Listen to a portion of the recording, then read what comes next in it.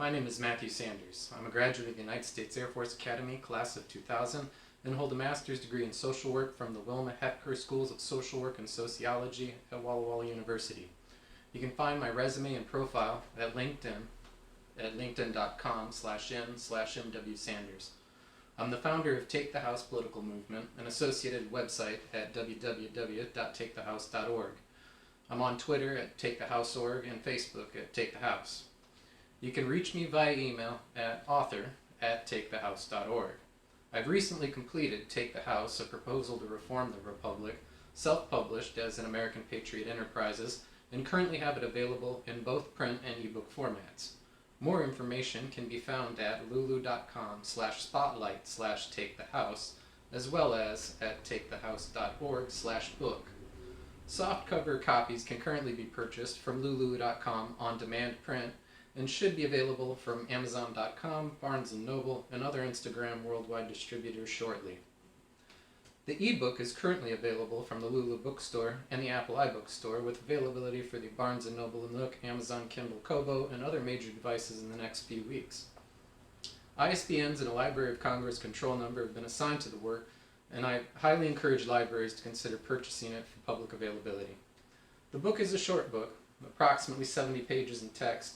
In it, I outline the growing concerns I've had over the last several years over what I see as an inability for our current form of government to protect its populace from the effects of greed and monetary influence due to the rapid and ever-growing pace of societal and technological change. I identify the growing uncertainty of civil rights in our current structure and provide a clear, realistic, and functionally simple solution to establishing the rights of mankind as expressed in our founding documents and learned through the bitter experiences of our forefathers, into the structure of our legislative system. Within the book, I give an introduction to the issues, and I give an account to what I see as the structural nature of the problem. I share some background on my personal perspectives, and detail the proposed constitutional amendment, and describe in length the ways I am convinced it will benefit society. I also cover the tactics that I think will be necessary for us as a nation to realize the kind of change that is required, both in terms of restoring balance to the legislative branch through the constitutional amendment process, as well as the changes required in ourselves, our schools, and our societies to educationally prepare the populace to understand their rights and duties as citizens in a free society, and then lead accordingly. I spend some time covering what I know about my fellow Americans, which gives me more than enough reason to hope to offer this solution in the first place, and I close with some final remarks. The following is an excerpt from the book, containing the introduction and available online at takethehouse.org. I feel it's the best way to introduce the concept. My fellow American, you are a fully vested owner in the American enterprise, and that claim to ownership has nothing to do with wealth, property holdings, or lineage.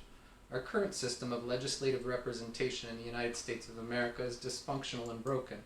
Accountability is non-existent where it is most critical, undermining any basis of credibility in the current government, in business, and law enforcement, in the economy, and in claims of property and wealth transferred over the last several decades. We, the American people at large, need to take control of our political system in order to establish our collective rights as owners in the American enterprise by securing irrevocable access to the direct participation in the legislature. The idea is simple. If you don't have to sell your soul to legislate, you won't owe the devil anything when you do. If the legislature were composed of nearly every type of citizen, fair and equitable accountability would be effortless. The product of the legislation would be the most efficient, ingenious, and harmonious laws one would naturally expect of a great and educated people. At the very least, our collective action and chosen inaction would reflect a more appropriately defined will of the people on a matter, showing mercy and restraint where due, as well as a more more energetic and exacting response on issues of human dignity. At the same time, this body would enjoy an authority and a mandate in full proportion to the people's proper faith in the functional abilities of the institution itself. In other words, if the people in the House of Representatives are us, we would respect that institution as much as we would naturally trust any group of us. The same principles and benefits attributed to the concept of a jury of our peers apply in this regard. Using the same principle at the top of the system, as is used at the bottom to the same effect in terms of overall quality control of the product of governance, is the solution.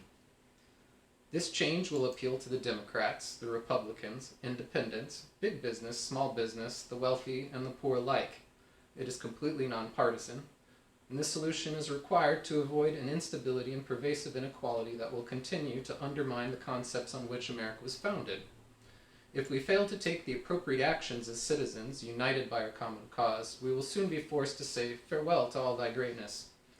The current trends of technology, automation, adaptive algorithms, and applied artificial intelligence will offer challenges to governance and to our economic models that our current electoral process will be incapable of addressing or defending itself and its populace from. We the people need to take control of our House of Representatives with the following amendment to the Constitution of the United States. The Take the House Amendment. The House of Representatives shall be composed of members chosen by random lottery of all eligible citizens who have volunteered for the selection pool. Every second year, the people of the states will vote to retain or dismiss their representatives on an individual basis. Upon a vote of dismissal or a vacancy, a new lottery will be immediately held. No person shall be a representative who has not attained the age of 25 years, has not been 7 years a citizen of the United States, has not passed the naturalization civics test as required of naturalized citizens by law, or will not, when elected, be an inhabitant of that congressional district in which he or she shall be chosen.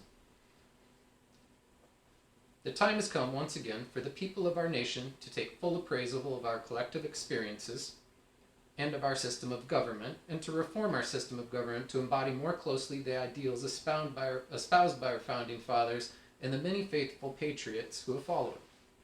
Fortunately, Americans are a people of startlingly effective action.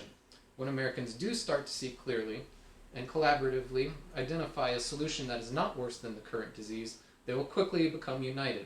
It is in this spirit that I offer a framing of the core issues affecting us, a comprehensive solution, and a pragmatic approach to implementation.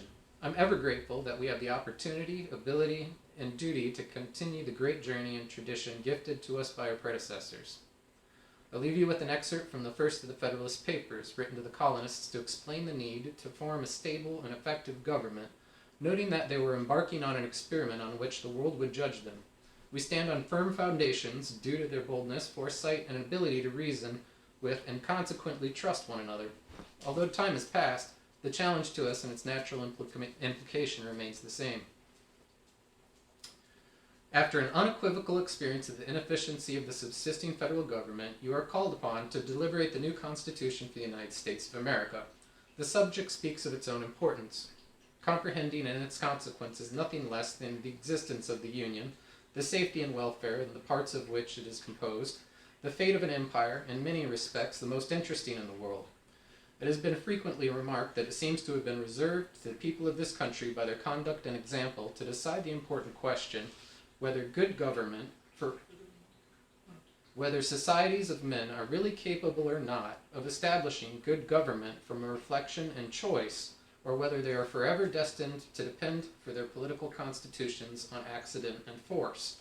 If there be any truth in the remark, the crisis at which we are arrived may with propriety be regarded as the era in which the decision is to be made, and a wrong election of the part we shall act may, in this view, deserve to be considered as the general misfortune of mankind.